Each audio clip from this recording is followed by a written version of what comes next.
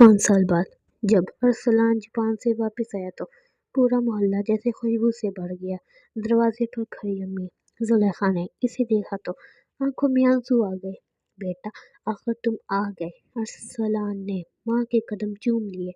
अम्मी, अब कभी दूर नहीं जाऊंगा। अंदर किचन से चाय की खुशबू आ रही थी।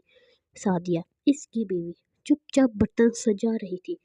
अरसलान ने पीछे से आहिस्ता से इसके कंधे पर हाथ रखा।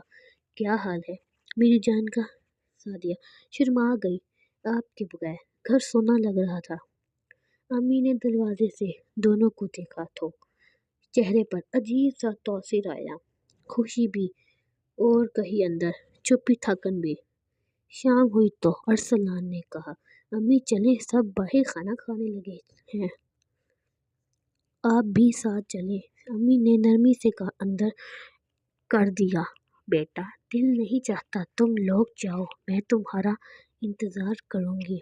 सादिया ने कहा, अम्मी आपके बगैर मज़ा नहीं आएगा। अम्मी ने मुस्कुरा कर कहा, मैं तुम सबको खुश देख कर खुश हूँ। अब ये उम्र कहाँ रही बाहर जाने की। अगले दिन अरसलान अम्मी के लिए एक खूबसूरत सूट लाया, हल्के नीले रंग का। अम्मी के चेहरे पर पहली बार रोशनी आई। बहुत प्यारा है बेटा, तुमने याद रखा मुझे। लेकिन जैसे ही सादिया कमरे में दाखिल हुई, अम्मी के लबों की मुस्कुराहट गायब हो गई। उन्होंने कपड़े वापस करते हुए कहा, ये तुम सादिया के लिए लाए हो ना? मुझ पर अब ये रंग अच्छे नहीं लगते।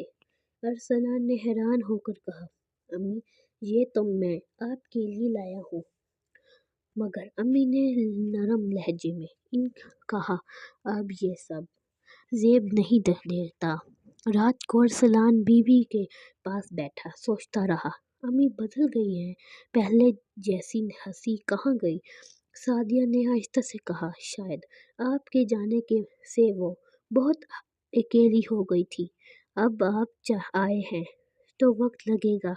लेकिन अरसलान के दिल में एक अजनबी सा था, कुछ आहिस्ता जो जुबान से निकलता नहीं मगर रूह को कहता है। अगले दिन इसने अम्मी के कमरे में एक छोटा कैमरा लगा दिया। सोचा, मैं डूबा हुआ भूल मैं बस देखना चाहता हूँ, एक माँ आखिर अकेले में क्या सोचती है। कैमरा की आंख खुली। अम्मी किसी से बात नहीं कर रही मगर इनके चेहरे पर खौफ सा था। कभी वो खुद से बातें करती नहीं। अब ये बात मत कहना, वो सब खत्म हो चुका। अरसलान के दिल की धड़कन रुक गई। वो सोचने लगा, आखिर वो बात कौन सी है, किस खौफ का साया अम्मी के दिल में है। कहानी के साथ अब खामोशी भरने लगी थी और इस खामोशी में एक राज छुपा था। अगली सुबह अरसलान दफ्तर गया तो सारा दिन रात घबराता रहा, कुछ ना कुछ ज़रूर है जो अम्मी छुपा रही है। रात को जब सब सो गए, उसने कैमरे की रिकॉर्डिंग चलाई। पहले तो अम्मी सेहन में चाय पीती दिखाई दी, फिर सादिया इनके पास आई। अम्मी, आप आज बहुत उदास लग रही हो। अम्मी ने नज़रें नीचे कर ली। बस बेटी, कुछ पुराने ख्वाब याद आ गए। सादिया बोली, कैसे ख्वाब? अम्मी के होंठ कँपा गए।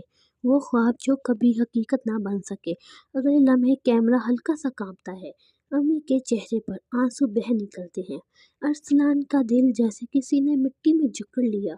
वो देर तक इस मंजर को देखता रहा। अगले दिन उसने अम्मी के सामने बात छेड़ी। अम्मी, क्या आपको किसी बात का अफसोस है? कोई पुराना दुख? अम्मी ने खामोशी से कहा। अरसलान, कुछ जख्म वक्त के साथ बढ़ने के बजाय अंदर गहरे हो जाते हैं।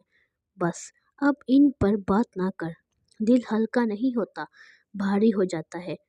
शाम को सादिया उसके पास आई। अरसलान, मैं तुमसे एक बात कहूँ? अम्मी मुझसे कभी कभी अजीब बातें करती है।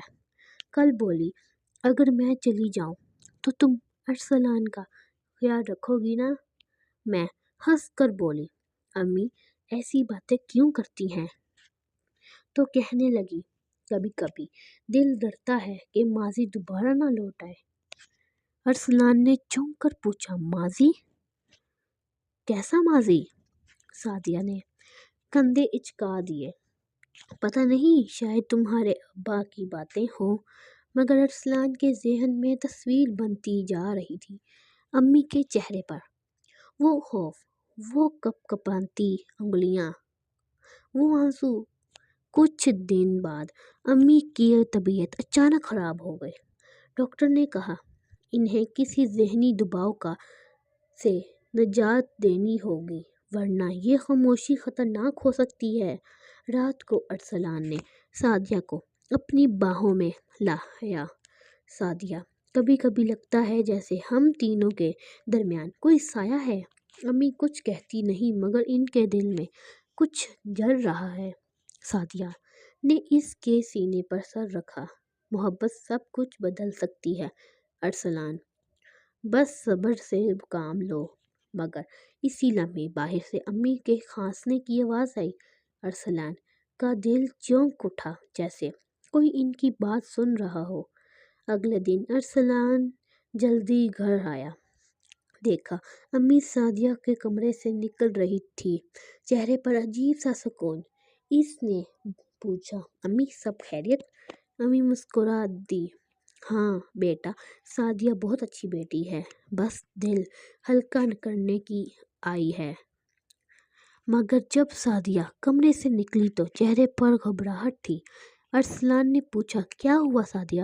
وہ بولے، کچھ نہیں امی، بس پرانی باتیں کر رہی تھی۔ رات کو ارسلان نے دیکھا سعدیہ جاگ رہی ہے، اس کے آنسو تکیے پر گر رہے ہیں۔ سعدیہ، کیا بات ہے؟ امی نے کہا، اگر تمہیں کبھی میرا بوجھ لگے تو مجھے معاف کر دینا۔ ارسلان کے رونگٹے کھڑے ہو گئے۔ اگلے صبح اس نے کیمرے کی نئی ریکارڈنگ دیکھی۔ امی سعدیہ سے کہہ رہی تھی، میں نے ایک غلطی کی تھی جو اب تک میرے ماضی میں پر بوجھ ہے۔ اگر تم چاہو تو ارسلان کو مت بتانا، وہ ٹوٹ جائے گا۔ ارسلان کا سانس رک گیا۔ کون سی غلطی، کون سا بوجھ؟ اس نے سکرین روک دی۔ امی کے چہرے پر آنسو تھے، مگر ہونٹوں پر وہی جملہ تھا، وقت سب سچ دکھا دیتا ہے، بس دیر لگاتی ہے۔ ارسلان کے لیے اب نیند، سکون، سب کچھ ختم ہو گیا۔ ماں کے چہرے پر چھپا ہوا یہ راز اسے کسی طوفان کی طرح اپنی طرف کھینچ رہا تھا، اور اسے اندازہ نہیں تھا کہ یہ راز صرف ماضی کا نہیں، حال کا بھی ہے۔ ایسا راز جو اس کے گھر، اس کی محبت اور اس کی ماں تینوں کو بدل کر رکھ دے گا۔ رات کے 2 بجے تھے۔ ارسلان کے دل میں بے چینی حد سے بھر گئی تھی۔ اس نے بیمرے کی آخری فائل کھولی۔ اس بار روشنی مدھم تھی اور آواز کانپتی ہوئی امی اپنے بستر پر بیٹھی سعدیہ سے کہہ رہی تھی، میں نے اس وقت ایک ماں ہونے کا فرض نہیں نبھایا، بلکہ ایک عورت ہونے کی کمزوری دکھائی۔ سعدیہ کے چہرے پر مدھما تھا۔ امی، آپ کیا کہہ رہی ہیں؟ امی نے گہرا سانس لیا۔ ارسلان کے والد احمد تمہارے والد نہیں تھے۔ سعدیہ جیسے پتھر بن گئی۔ کیا مطلب؟ امی کے آنسو بہنے لگے۔ تم میری بیٹی نہیں، میری غلطی ہو۔ تم اس وقت کی یاد ہو جب میں احمد سے الگ ہونے کے بعد کمزور پڑ گئی تھی۔ میں تمہیں چھپانے کے لیے ایک بہن کے گھر چھوڑ آئی تھی، مگر قسمت نے تمہیں واپس میرے بیٹے کے سامنے لا کھڑا کیا۔ سعدیہ پیچھے ہٹی، ہاتھ کانپ رہے تھے۔ تو میں ارسلان کی؟ امی نے رو کر سر ہلایا۔ ہاں میری بیٹی، تم اس کے لیے دنیا کی سب سے بڑی رحمت ہو۔ ارسلان کی سانس جیسے بند ہو گئی۔ سکرین پر وہ دونوں گلے لگ کر رو رہے تھے۔ پھر امی بولی، میں نے تمہیں واپس لانے کی ہمت نہیں کی، مگر جب تم اس گھر کی دہلیز پر دلہن بن کر آئی، میرے گناہ کا بوجھ اور بڑھ گیا۔ میں خاموش رہی کہ شاید تقدیر کچھ رحم کرے۔ ارسلان کرسی سے اٹھا، قدم لکڑائے، نہیں، یہ جھوٹ ہے، یہ سب کچھ جھوٹ ہے۔ مگر اندر سے آواز آئی، ارسلان! امی دروازے پر کھڑی تھی، چہرے پر آنسو، ہاتھ جوڑے ہوئے۔ بیٹا، میں نے سچ چھپایا، پر اب ضمیر نے جینے نہیں دیا۔ سعدیہ تمہاری ماں کی بیٹی ہے، یعنی تم دونوں خون کے رشتے میں جڑے ہو۔ ارسلان کا دل جیسے رک گیا۔ اس کی ساری محبت، سارے خواب ایک لمحے میں راکھ ہو گئے۔ سعدیہ نیچے گر پڑی۔ امی، یہ کیوں نہیں بتایا راز پہلے؟